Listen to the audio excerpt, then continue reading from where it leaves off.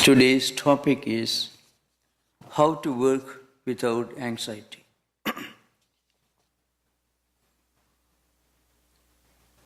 Now, anxiety is one of the most common problems that we encounter in modern world. From the humblest man or woman holding a small job or students, right up to the most powerful administrators, executives, captains of industry, all of them face this problem. Internal conflicts, often developing into compulsive obsessive disorders, anxiety neurosis, painful apprehensions, uneasiness. All these are very common. Restlessness, concern, students' education, Medicare, job insecurity. That's also a very serious problem for anxiety. In fact, if anybody in modern world is totally free from anxiety, then there is something wrong with that person. That's what the psychologist will tell you. I have no problem at all. Which means you have a very serious problem. I mean, you don't even have the mental health to understand that you have a problem, which is a much worse problem, much greater challenge than the most complicated form of anxiety neurosis. So, total absence of anxiety itself is a serious pathological, psychological problem in the eyes of modern psychology and psychologists. And we consult psychiatrists, we take medicines, but this treatment doesn't solve the problem. It rather blunts our mind to become sensitive towards these problems. That's what really happens. Many of the serious psychological problems, especially different forms of schizophrenia, have no permanent cure. A psychologist or psychiatrist may not tell you openly.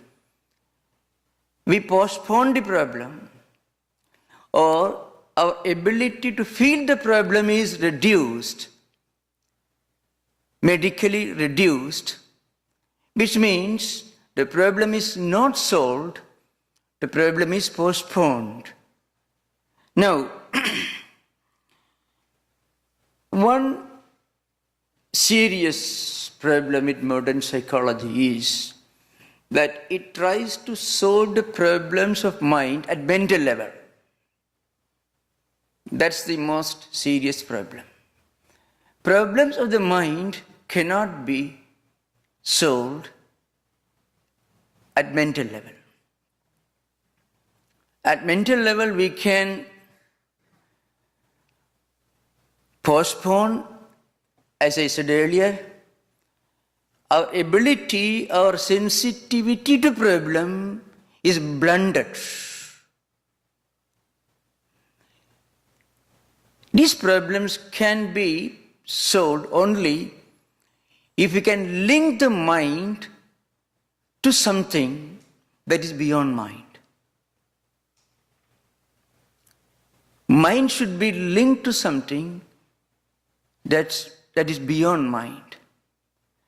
In other words, permanent solutions can be found only in spiritual life. There is an interesting episode in one of the case studies involving the well-known author of Modern Man in Search of a Soul, Jung. He was not what you call a conventional believer in God. But then he found that certain problems, for example, compulsive obsessive disorder, a very perverted idiotically misinterpreted concept of perfectionism. You go on doing certain things because you want to do it perfectly. Again, and this in its more ludicrous manifestation you find in washing mania. Of course, this is a very, very common serious problem. People who feel that their hands are dirty, some bacteria, right, going on washing hands, never leaving the tap, or checking the door whether it's locked properly or not. So Jung says in one of his case studies, he asked that person to pray to God. Well, if the door is not locked properly, don't worry about robbers breaking into your home because God will take care of you.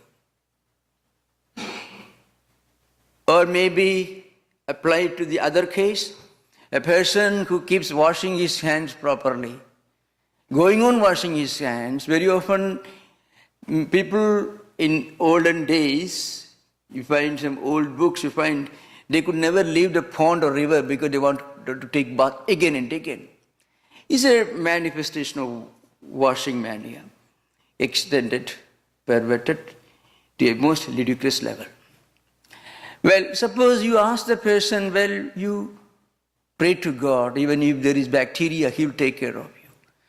Now, this is a very concrete, simple example, may not be fully acceptable to modern professional psychiatrists because they had to depend upon the pharmaceutical lobby and their dictations. It's a different matter. Now, coming right to the problem of anxiety, as I said earlier, the problems of the mind can never be solved at mental level.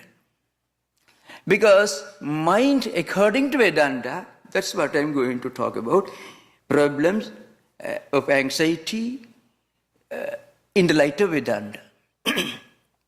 Now, according to Vedanta, mind is a very relative phenomenon. Mind is not an absolute entity. Mind is as relative as this world. And nothing in this relative can be perfect. The relativity itself implies change, a degree of imperfection, something really which can never be actually perfect. Well, we may take proper care of this body, do exercise, eat the best food, dress in the most expensive clothes, but what is within our body? Nothing very spectacular, nothing very remarkable. Because anything that is in our body, when it comes out, we would like to, and if you touch it, we would have to wash your hands. That's a reality. To give just an example, this point is stressed in one of Shankaracharya's stotras. In a very graphic way, Shankaracharya says, after all, what is this human body? It's not a very happy, not pleasant truth when we listen to it, because we do exercise to keep it perfect. We eat food to keep it healthy. We dress well to give it a good look. But then Shankaracharya says it's nothing but just a skin bag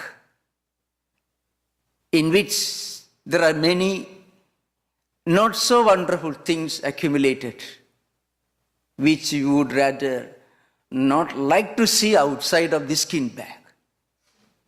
It doesn't mean that we must ignore body, not at all. No. Not that we should be indifferent, that we should be totally callous or negligent towards the needs or towards the requirements of this body system. In ancient Indian medical science, there is a dictum, Sharira Madhyam Khalu Dharma Sadhanam.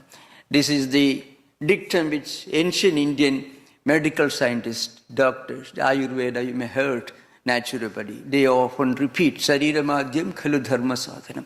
This body is a prime instrument for you to practice dharma, to practice values of life, the supreme value of life, dharma and moksha. Going back to its origin, I shall just tell you the background of this dictum. There is a great deep message behind it. This verse comes in one of ancient Sanskrit dramas, Kumara Sambhavam. That is the story of a mythological, of a god, deity, written in Sanskrit by Kalidasa around 2nd century AD. Kumara Sambhavam. It has been translated into almost all important world languages. His first translation into German took place in 18th century.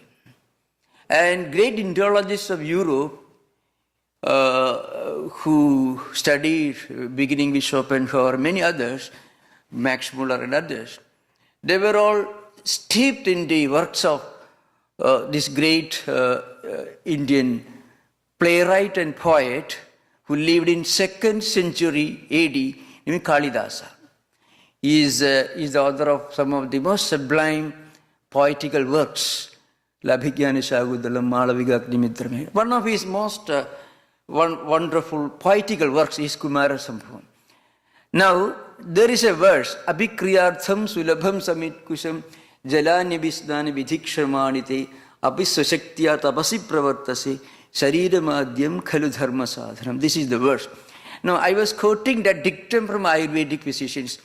This body, Sharira means body, is a prime instrument in your hands with which you have to travel, you have to undertake the journey of spiritual life. In that respect, in that aspect, this body is very important. But not by itself. So, I am coming down to the subject. Most of our problems of mind are related to one serious problem. We allow the body to dictate to the mind.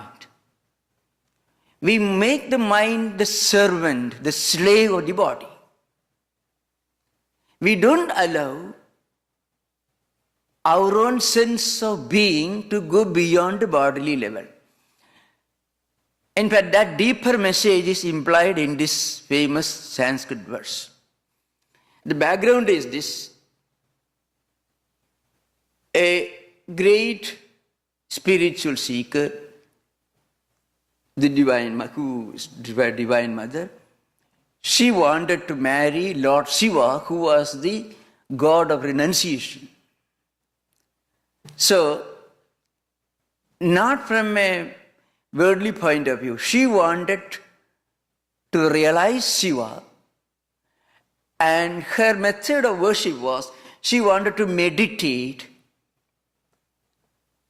eating no food, giving up all luxuries, leaving her home, and she was the daughter of an emperor, a king, the king of the Himalayan region.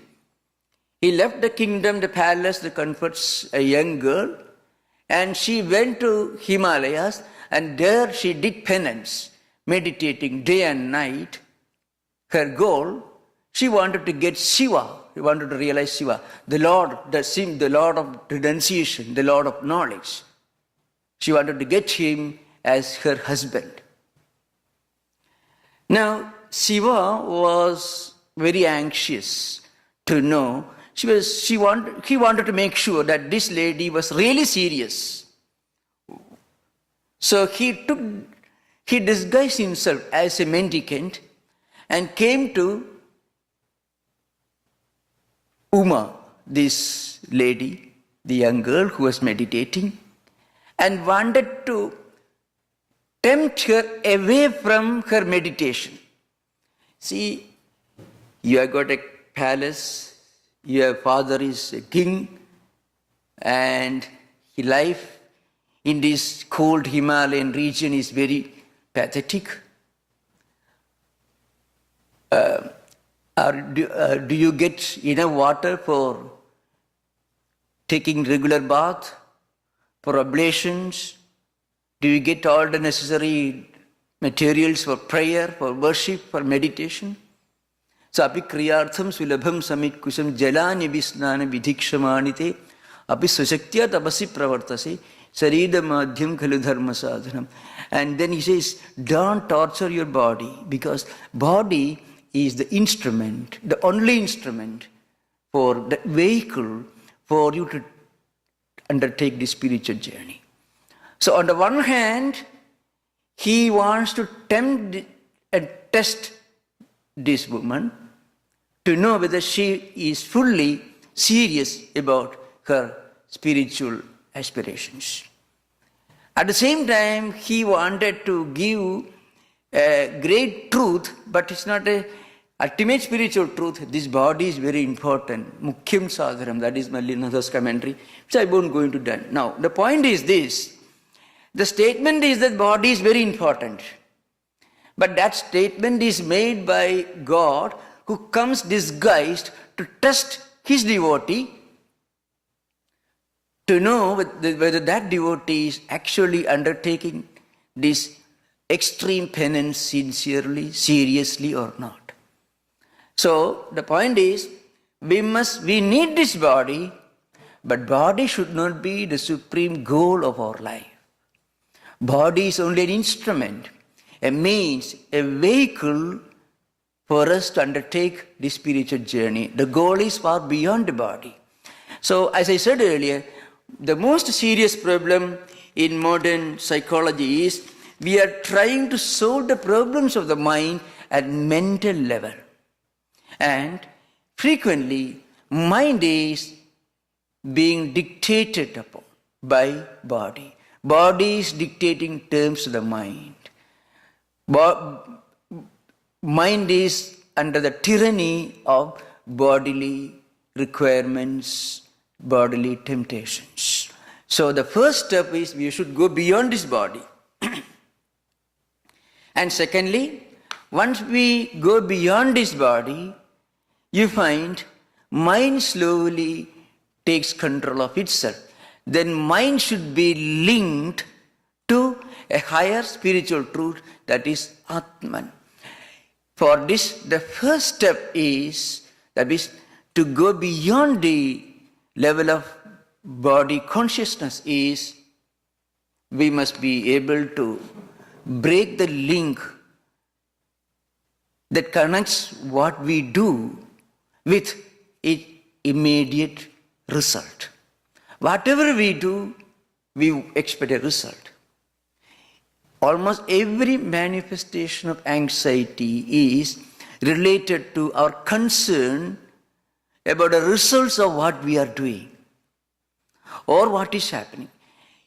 There is no form of anxiety which is not related to this connecting thread, this link that connects our actions with our concern for their results.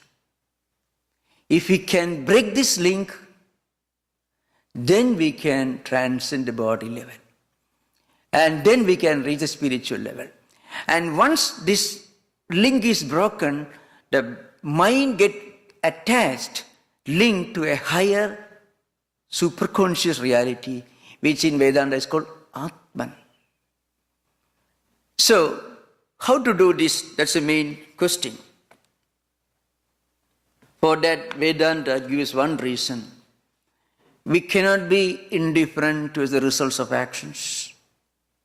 That's true.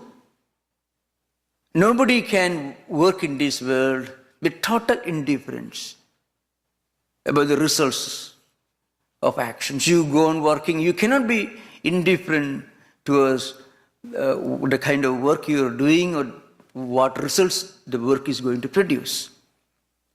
That won't help you even to physically survive in this competitive world. But then the question arises, does our abnormal concern or anxiety improve our performance? Does it give a guarantee that the results will be always up to the expectations? Anxiety doesn't improve the quality of work. And therefore, anxiety doesn't improve the quality of the end result either. Then what's the use of anxiety? Being anxious. It's like you board a train which is running at 100 miles an hour, but you want to go 150 miles an hour. If you run up and down in the same train, you won't be traveling more than 100 miles an hour. Because the speed of the train is all that you can travel at, not higher than that. So unnecessary anxiety, apprehension about the results of what we are doing is not no better than running in up and down in a train, trying to reach faster than the train. It never happens. Now, Vedanta gives one solution. It comes in the 12th chapter of the Gita, 10th verse, where the teacher of Gita gives one solution to this problem. Abhyasepi asamarthosi mattarma paramo bhava madartham abhikarmani kurvan siddhim avapsyasi. In the 11th verse, atha edadabi ashaktosi kartum madhyogam asidaha sarva karma phalatyagam tadakkuru yadatmavan. In the 10th verse, one solution is given. Do work. You be busy in your office for 12 hours of the day. But then, whenever the mind gets anxious, when it shows signs of an abnormal concern, apprehension, painful concern for what is good, what would happen, whether my job is secure or not, then don't neglect your work, but counter this problem of painful apprehension with a counter thought. The thought is, well, I am doing God's work, so God will take care of me. It is not easy, but we have to pay a price for everything. If somebody says, I don't believe in God, I don't believe in anything, then you can have as much anxiety neurosis as possible, and high hypertension, diabetes, and all the associated things. We have to pay price for mental health, and the price we have to pay for mental health is we have to link the mind to something higher than the mind. You read any books on psychology. Most of the very serious problems of human mind have no solution, permanent solution. Please remember, this adjective is very important, permanent solution at the mental level. Because the solution is not exactly related to the physical mechanism of the body or the still indescribable, inexplicable mechanism called the mind. The problem is our attitude. Attitude can change the way mind reacts, but the mind functions. So that's why Jung told a patient, you pray to God so that there will be no bacteria in your hands. A patient suffering from washing mania got rid of his problem. Perhaps he was a very devout Catholic, maybe growing up somewhere. It happened perhaps in France, not in Germany. He gives the example of a case study where a patient suffering from washing mania, which is a kind of anxiety disorder actually, is a compulsive, one form of what they used to call in olden times, the COD, the compulsive obsessive disorder. So you pray to God. So you wash well, and then when the mind tells you, wash it again, because in compulsive obsessive problem, in many cases the patient knows that he is doing something extremely stupid and meaningless, useless. But he cannot get out of it. That's why it is compulsion. The patient knows that he is doing something totally irrational. If the patient did not know that he was doing something irrational, you can get him out of it by explaining to him. But the patient knows, but he cannot, for peace of mind, for avoiding conflicts, he has to keep it doing it. So there is no other problem. So you pray to God so that if there is bacteria or dirt or filth in your hands, there will be no problem for you. This applies to many other problems also. So there you find actually mind is linked to something that goes beyond mind. That's why he said, even if there is no God, we have to invent a God for the sake of psychological health. But we should not pray to God thinking we are inventing Him, then there will be no effect. We cannot play with our own mind. That is, we cannot deceive our own mind. That it will be disastrous. So we should have a sincere faith in a supreme reality that goes beyond mind. And Vedanta gives a very, very simple, if a person can believe in it, very simple. If he cannot believe in it, then impossible. That is why matkarma paramo bhavajas. Do your work to the best of your ability. And if you do your work to the best of your ability, the work will certainly produce its expected result. In fact, a person who has no anxiety problem, no concern for the results, will be able to focus his whole mental energy on what he or she is doing, and naturally the result will be much better than doing work with a lot of anxiety with him. So every action produces its result, no doubt about it. But the problem is we worry about the result, and our worrying or anxiety, being anxious about the result, doesn't qualitatively change the type of result that is going to come. Anxiety doesn't improve the quality of the result.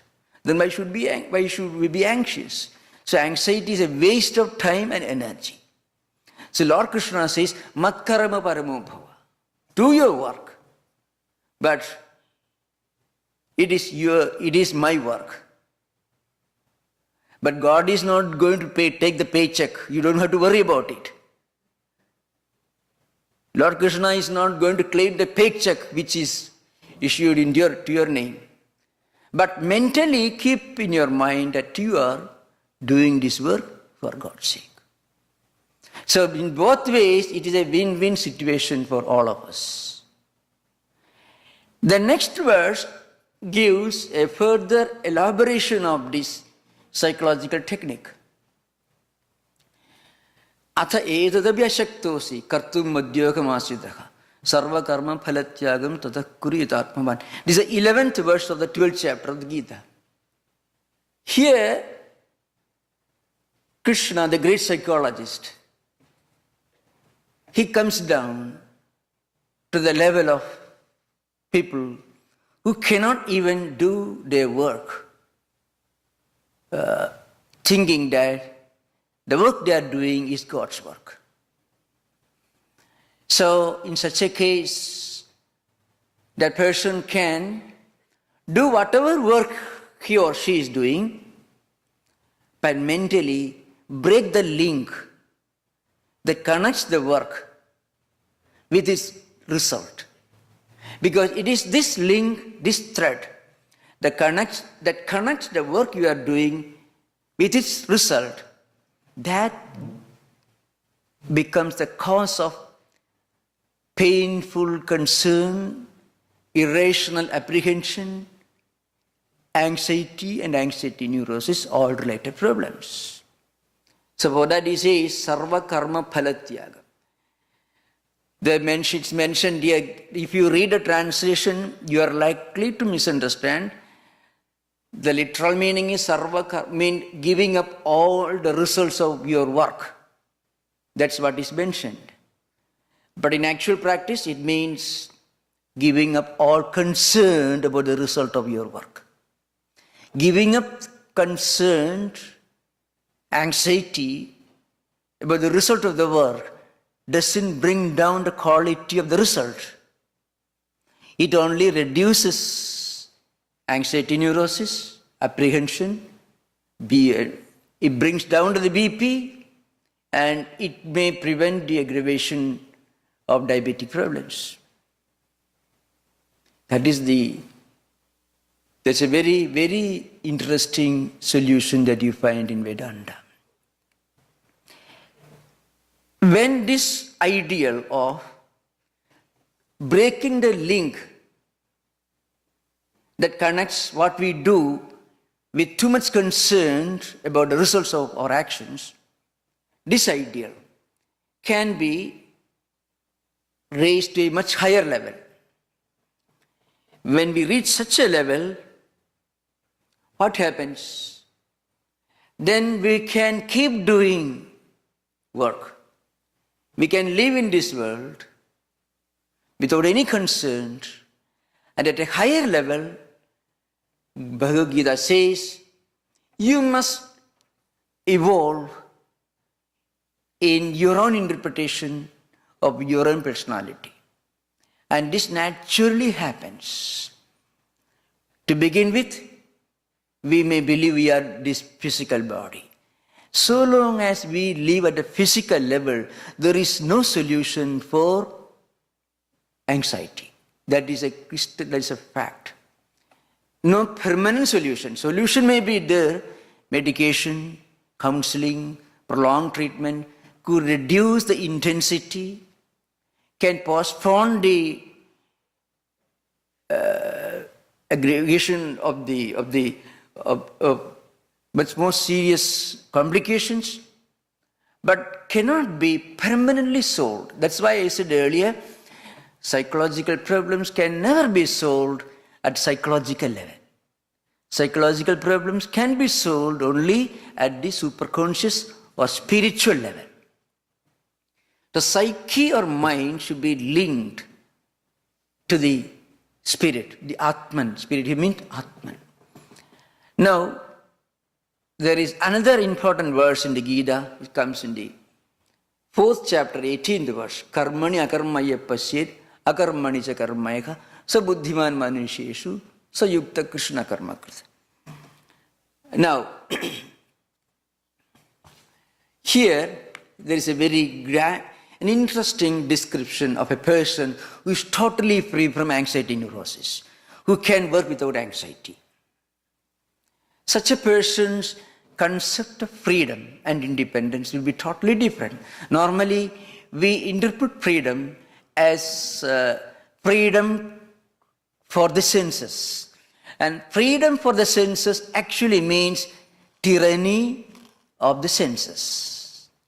If we give freedom to the senses, then we are surrendering all our rights to our senses. And then that's the end of all freedom, all independence, because the tyranny of the senses is the real culprit, is the real cause of all forms of anxiety. Senses drag the mind in all directions, and mind is at the beck and call of the senses. Mind is the servant. The senses drag the mind in all directions. When we see an object, we want it. So the senses again drag the mind towards a visual object, and mind gets attached to it, and slowly the mind cannot shake itself free from its attachment, and it is enslaved, it is linked to the sensory object. And then people become anxious about it. All human aspirations cannot be fulfilled. There will be always some disappointment at some level, and that again creates anxiety and depression. So here there is a technique of sublimating our desires, sublimating the mind, sublimating our natural restlessness. Anxiety also can be sublimated. We become anxious. Instead of being anxious about a very petty small things, it really becomes anxiety neurosis. Be anxious about some higher spiritual value, that will be no anxiety. That anxiety was the special characteristic of the great spiritual personalities of the world. Sri Ramakrishna said he was anxious for realizing God. Of course, if we can liberate anxiety from the tyranny of the senses and sublimate anxiety and sublimate the natural restlessness of mind, then we can liberate ourselves from anxiety. But it's a higher anxiety. Anxiety for a higher spiritual goal is the real solution for the problem of anxiety. Anxiety for sensory pleasures, sensory concerns is anxiety neurosis. Anxiety for higher spiritual goals it leads to spiritual liberation. It leads to calmness, tranquility of mind. Now, here, one verse is there in the 4th chapter, 18th verse. If you read it, we may not fully understand the meaning at first. Karmani agarmaya pasyet akarmani cha karmayeha sa buddhiman manusheshu sa yukta krishna karma krita. This is the verse, 18th verse of the 4th chapter. It's a definition of who is a person without any anxiety. Sa buddhiman manusheshu sa yukta, that sa krishna karma krita. 3 definitions are given. A person who can see action in inaction. Inaction in action. He is the supremely intelligent, wise. He is a yogi, the real practitioner of yoga philosophy, and he is the one who does everything. This is the literal translation. Now, how can we see action in inaction? Inaction and inaction in action. Vedanta believes that we are not just this physical body or the psychological mechanism. Physical body which is subjected to all kinds of experiences, painful and happy experiences. And mind also changes its mood according to the conditions of the body. Happiness, unhappiness, misery, so on. And again this anxiety problem, which are related to body consciousness and mind consciousness. Now, Vedanta says, this body, this mind, all these are only relative outer frames of our true nature. And our true nature is that we are Atman, we are consciousness, we are the supreme reality, we are the divine spirit that is present everywhere, that by its very nature is of the nature of absolute bliss, blissfulness.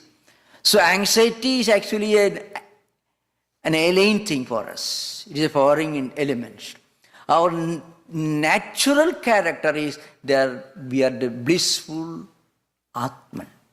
Tranquility, peace, serenity, all these are our natural characteristics because we are the Atman, we are the supreme consciousness. All other problems are unnatural, strangers, foreigners to our personality. And this Atman, its presence enables us to do different things in this world. But it is omnipresent, it is all-pervading, it is immanent, it is present everywhere. All the great spiritual teachers were those who transcended this body consciousness, this mind consciousness, and reached this level of Atman consciousness. That's why they felt this inner contentment, inner peace, inner joy. In fact, contentment is one of the great characteristics of all great spiritual teachers and spiritual seekers. You find, even if you read the autobiographical writings of the mystics of medieval times like Philokalia, or if you read Brother Lawrence, if you read Saint Teresa of Avila, you find they were encountering problems. In many of the autobiographical writings, they are taking analysis of their own mind, but they had the feeling that they were moving towards a higher spiritual goal. They were interpreting all their experiences in the light of the higher spiritual journey. They were moving towards God. In that journey, in their evolution towards God consciousness, they had to face some problems, some difficulties. So they were not miserable. There was an element of inner contentment in all of them. It was this inner contentment that enabled them to face their challenges, problems, and in some cases even persecutions that happened during the medieval times. So, this inner contentment is one supreme characteristic of a spiritual seeker, total freedom from anxiety.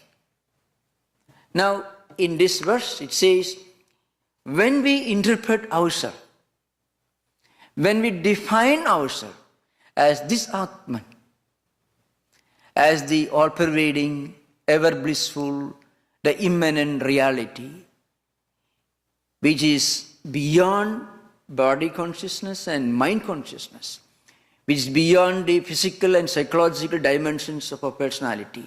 When we interpret ourselves as this Atman, then we will be able to watch our own actions as we watch a drama that is going on the stage.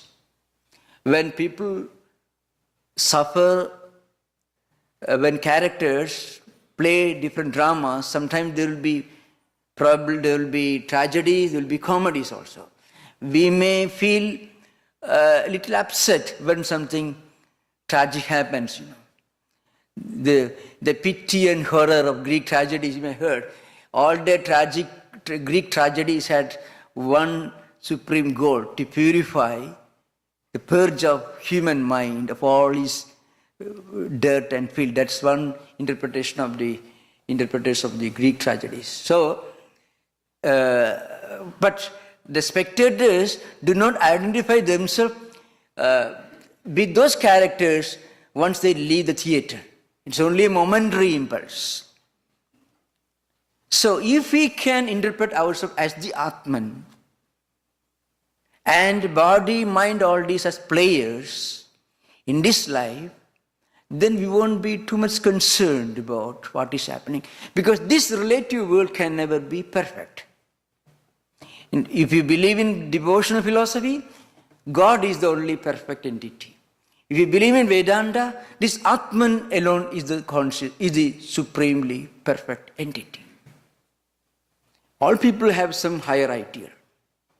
In all traditional faith systems, they consider God as the perfect. So God is the only perfect thing in this world, entity in create. That we can conceive of.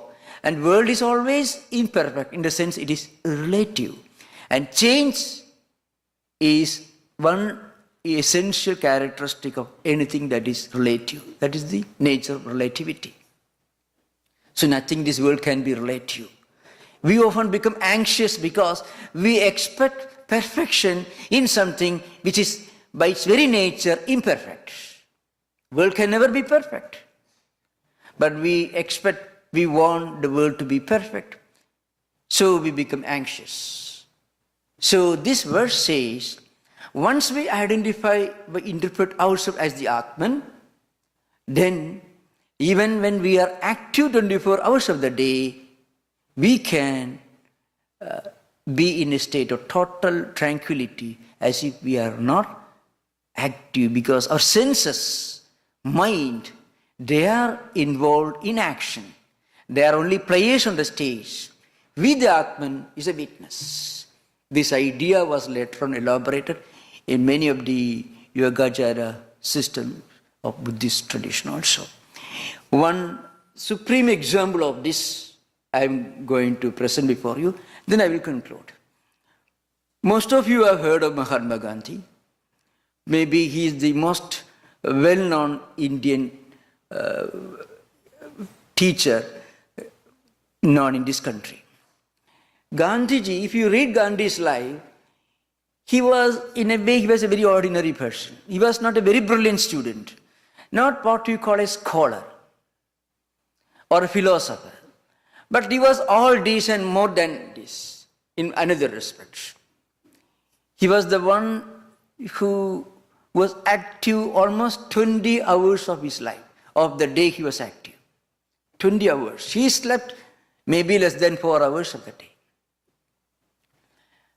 And Gandhi's complete volumes run into almost 90 volumes, including all his letters, his editorials in Young India, and all put together. huge volumes. And now he was traveling all over India. He was leading Indian freedom movement. One of his acquaintances, he was a disciple, was perhaps an Englishman, C.F. Andrews, asked him a question, Gandhi, are you not feeling exhausted, fatigued? Why don't you go on a vacation? In an informal conversation, he asked Gandhi. Gandhi said, who is active?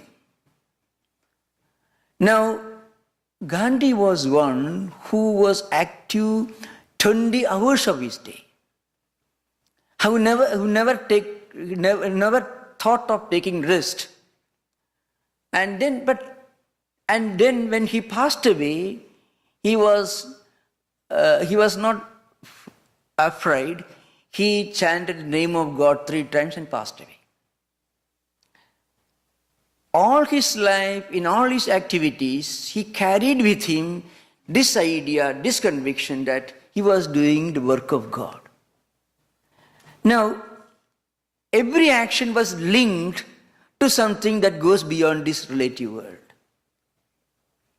His mind was linked to some divine, trans-psychological entity, which to him was Rama, his deity. He was a great devotee of Rama, so God. Now, these are just there are several examples. So he worked, he wrote, he spoke, he lectured, he led agitations. In spite of all this busy, active life, he worked for 20 hours of the day, looking upon each work as an offering to God, which in Sanskrit Vedantic called yajna. Yajna is an offering. Some of you who chant one well-known verse in the dining hall before eating food, Brahmarpanam Brahmagavir Brahmagno Brahmanakudam Brahmaivatena Gantavyam Brahmakarma Samadhi. Is a very famous verse. It literally means this, whatever I do, whatever I offer, I, the one who is offering, making this offering, all these, every movement, all these are an offering to Supreme Reality. So whole life is interpreted as an offering to God. Of course, this is a much higher level, but to begin with, we can start by linking our mind to something that is beyond mind. And then we will be able to slowly transcend the psychological, the mental level, and once we advance even a little beyond the mental level, towards the spiritual level, then you find problems like anxiety and all other different manifestations of anxiety neurosis will slowly start fading. In some cases, it may require medication, but as I said earlier, psychological problems can never be permanently solved, remedied at psychological level. There should always be an avenue, a channel that connects the mind to the Atman, to the spiritual ideal. So thank you. Namaskar. Om Shanti Shanti Shanti. Hari Om. That's it. Sri Ramakrishna Order of India.